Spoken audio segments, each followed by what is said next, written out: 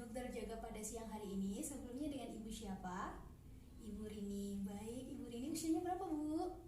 28 tahun. Baik. Mohon maaf Ibu, tujuan Ibu datang ke sini kenapa ya?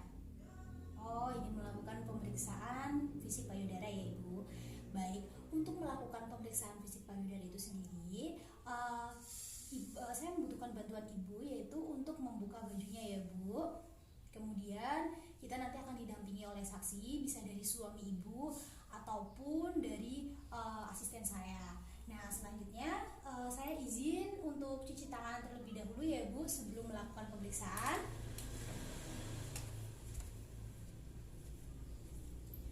Baik Ibu, kita akan melakukan pemeriksaan yaitu inspeksi ya Bu. Bismillahirrahmanirrahim, saya akan melakukan pemeriksaan inspeksi di mana posisi saya dan posisi Ibu seimbang ya Bu.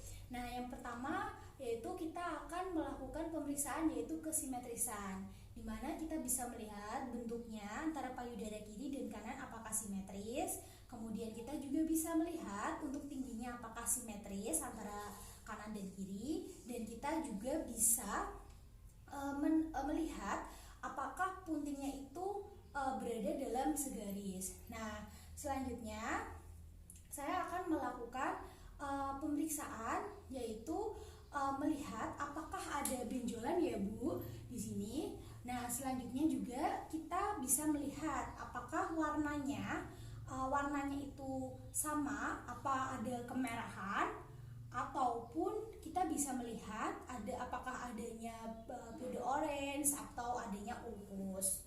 Nah, selanjutnya saya akan melakukan pemeriksaan yaitu untuk mobilitas dari payudara, di mana kita meminta pasien untuk mengangkat tangannya ya. Kemudian selain itu kita juga bisa meminta pasien untuk kondisinya itu ngalangkere atau tangannya itu diletakkan di pinggang. Nah, selanjutnya bisa juga dengan pasien itu berdiri dan posisinya itu membungkuk ke depan gitu. Nah, selanjutnya saya akan melakukan pemeriksaan yaitu dari punting susu Ibu. Kita bisa melihat di punting susunya apakah ada retraksi, apakah ada discharge seperti itu. Kemudian saya akan melakukan palpasi. Untuk palpasi sendiri, saya akan meminta Ibu untuk posisinya terlentang ya Bu, tertidur. Nah, mohon maaf Ibu bisa posisi terlentang ya Bu. Nah, di sini saya akan melakukan palpasi, di mana kita akan melakukan palpasi dengan dua metode. Yang pertama adalah dengan metode seperti obat nyamuk. Kemudian bisa juga dengan metode kuadran. Untuk metode obat nyamuk itu sendiri bisa dimana di sini itu kita bisa melakukan palpasi mulai dari bagian lateral menuju bagian medial atau sampai dari pinggir sampai ke punting susu. Kemudian kita melakukan palpasi dengan metode kuadran, di mana kita bisa memulai dari kuadran lateral atas, lateral medial atas, kemudian lateral bawah dan medial bawah. Kemudian kita bisa pencet dengan ibu jari dan telunjuk kita pada punting susunya apakah keluar cairan atau tidak. Nah, jika kita dalam pemeriksaan ini kita menemukan benjolan, kita bisa identifikasi bagaimana untuk ukurannya, kemudian lokalisasinya di mana, kemudian suhunya, kemudian konsistensinya apakah dia itu padat, kemudian kita juga bisa mengidentifikasi untuk mobilitasnya. Nah, selanjutnya saya akan melakukan palpasi pada aksila kanan, di mana kita meminta pasien, mohon maaf Ibu bisa duduk ya posisinya.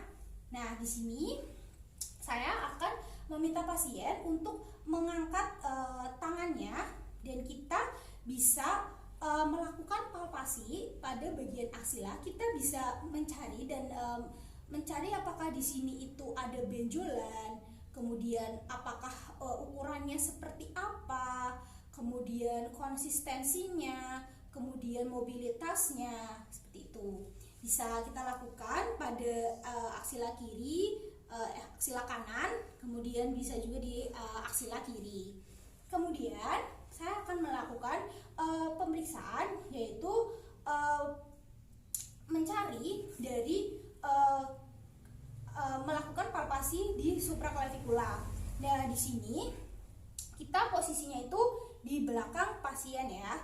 Nah, kita Ibu apabila ada nyeri bisa katakan ya Bu. Nah, kita melakukan palpasi di bagian supraklavikula.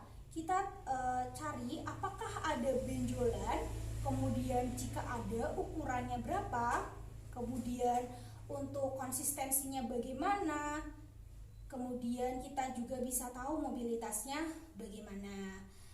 Baik Ibu, untuk pemeriksaan dari payudaranya telah selesai. Nanti saya akan jelaskan untuk hasilnya. Terima kasih Bu. Baik Ibu, selanjutnya saya akan melakukan pemeriksaan fisik vaginal torture. Nah, di sini saya sudah menggunakan sarung tangan dan Ibu bisa berbaring di bed yang telah disediakan, dan Ibu bisa untuk buang air kecil terlebih dahulu ya Bu. Baik, jika sudah. Baik, selanjutnya posisi kita posisikan pada depan vulva menghadap ke wajah dari pasien. Nah, selanjutnya saya akan melakukan pemeriksaannya. Bismillahirrahmanirrahim ya Ibu, saya akan melakukan pemeriksaan, yaitu mengambil kapas terlebih dahulu yang sudah diberi disinfektan. Ini kapas yang sudah diberi disinfektan, kemudian kita tempelkan pada bagian vulva yang dekstra, kemudian sinistra, dari atas ke bawah secara bergantian, dengan ketika diletakkan di bagian yang kiri kita bisa balik. Kemudian kita bisa melihat pada vaginanya apakah keluar cairan, darah, ataupun mekonium. Selanjutnya saya akan melakukan pemeriksaan, yaitu tangan kiri saya akan letakkan pada bagian mons veneris untuk memfiksasi. Kemudian jari tengah saya, yaitu tangan kanan, saya letakkan, saya masukkan dengan sampai terabanya komisura posterior, dan kita susul pada bagian jari telunjuk sampai terabanya portio. Nah, dengan masuknya kedua jari ini kita bisa deteksi untuk penipisannya dari si serviks, kemudian dia lebarnya berapa. Kemudian kita juga bisa raba apakah ada kulit atau adanya tali pusar yang biasanya ditandai dengan denyutan. Nah, selanjutnya kita juga bisa mendeteksi mengenai posisi dari bawah janin. Apakah dia itu bulat, keras, yang menandakan dia itu kepala, atau bulat, lunak yang menandakan bagian dari bokong, atau kita juga bisa deteksi apakah di sini ada bagian dari ekstremitasnya. Kita bisa menentukan juga bidang hotnya. Kemudian kita bisa deteksi untuk letak dari sungsang atau melintang. Kemudian setelah itu kita bisa tarik secara perlahan ya.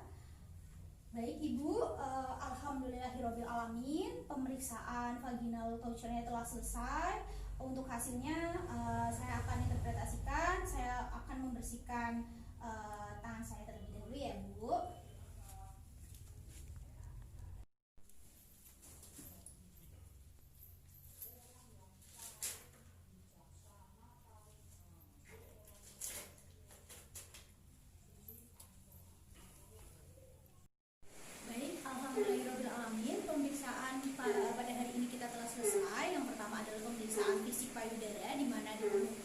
Didapatkan hasil yang normal karena tidak ada kejanggalan pada warnanya, kemudian pada puntingnya juga normal, kemudian tidak ada benjolan.